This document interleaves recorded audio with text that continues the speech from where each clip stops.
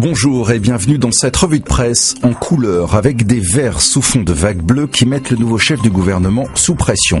Car Manuel Valls, dès son premier jour à Matignon, aura dû jouer les équilibristes. Et ce n'est pas fini si l'on en croit le Parisien aujourd'hui en France qui revient sur la nomination difficile des nouveaux ministres. Entre la bataille stratégique du ministère de l'Intérieur et les complications venues d'Europe Écologie Les Verts, l'exercice aura été pour le journal aussi complexe que les raisons du coup de colère électoral des Français.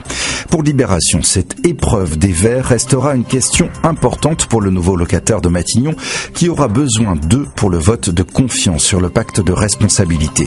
Même avis du Figaro pour qui Valls est déjà sous la surveillance de sa majorité. Il va devoir cajoler les députés car s'il est populaire dans les sondages, l'homme l'est un peu moins sur les bancs de l'Assemblée. Autre pression, et pas des moindres, celle de l'Europe qui, en cadeau de bienvenue, a adressé un rappel à l'ordre sur les déficits de la France. Les Échos analysent l'ensemble de toutes ces difficultés et constatent que rarement un Premier ministre n'aura été accueilli avec autant de scepticisme dans son propre camp. Quittons un peu la France et la politique pour évoquer la grande inquiétude autour de la fièvre Ebola en Afrique de l'Ouest.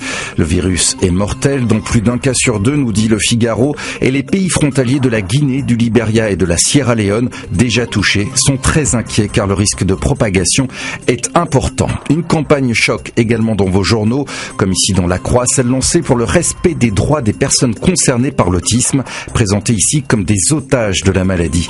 L'idée en cette journée mondiale de sensibilisation est de dénoncer la privation de droits et notamment celui d'une éducation adaptée.